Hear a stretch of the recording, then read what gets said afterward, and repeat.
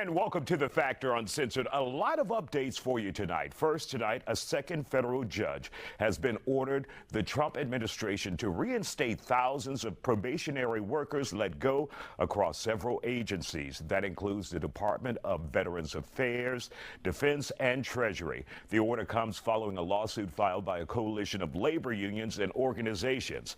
Also developing, Russia is rejecting the 30-day ceasefire, saying it would give Ukraine time to regroup. A Russian negotiator called the proposal nothing more than a, quote, temporary timeout for Ukrainian soldiers. This also comes as the United Nations Humanitarian Affairs chief warns it will not be able to help 200 million people in humanitarian aid due to U.S. funding cuts. Joining us to talk about it, conservative attorney Eric Dick, Dr. David Branham from the University of Houston downtown, and Texas State Representative Ron Reynolds. So first of all, Representative Reynolds, your thoughts on the judge ruling about the probationary workers who are now able to go back to the job? Well, Isaiah, I think that the judge got it right.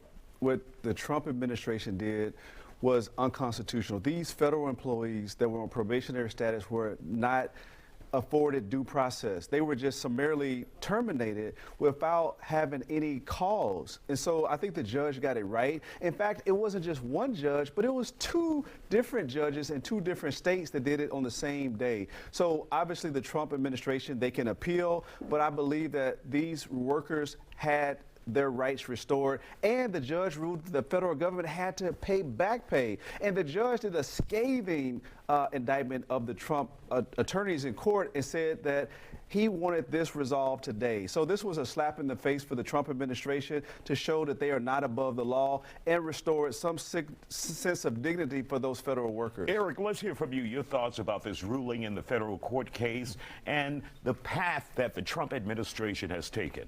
Well, I think it's funny that, this ruling came out of San Francisco, one of the most liberal areas. What the fact of the matter is, we're spending 16% of our budget on interest. And Trump is trying to cut where he can to reduce our deficit so we can pay for our entitlements. They're going to appeal this, and it's going to get overturned. Any business can lay off employees if they need to.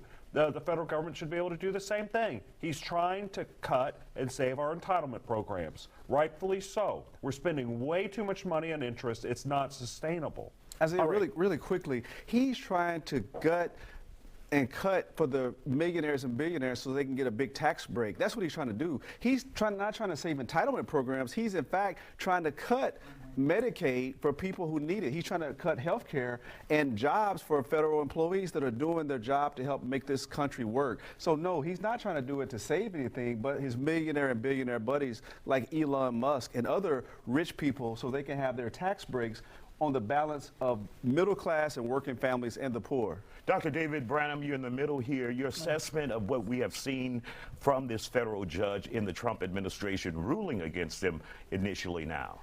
Well, I'm not surprised by the ruling. I mean, federal judges, are typically, they're biased by their ideology, and this is a liberal judge who is against Trump. But this will come down to, I think, in the higher courts, whether or not there's a legality in it, because he's just simply eliminating a position. When you get in trouble is when you make these cuts on people for political reasons. So it's going to be difficult to show that this is a political reason behind the cut.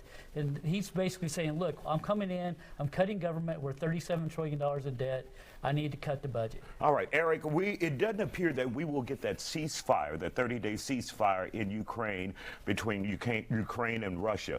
Are we destined to see fighting go on and on and on there, or can Trump intercede and make a difference? See, I disagree with you. I think you heard Putin from the mouths of the Kremlin say something a little bit different. He seemed to suggest that the ceasefire had some legs and it could go somewhere. Right. I think Trump. But this was a negotiator out in the field for Russia. True, but you also heard from Putin kind of saying otherwise. So I understand there's conflicting statements. I believe Trump's going to continue to put pressure on both the Ukraine and Russia to solve this dispute. The fact of the matter is 200,000 people have died. Yes. In Ukraine, is for every one of them, 2 Russians are dying. The stats are bad. This is a very humanitarian effort on behalf of Trump to do this. Not only that, we spent 50% of this war funding it. It's ridiculous. We need to put America first. Why are we spending all this money helping people die when we need to take care of our people at home? All right. We want to thank you, gentlemen. Out of time. I know you should have had a turn. I was ready. We ready. You know how these commercials go. Still ahead.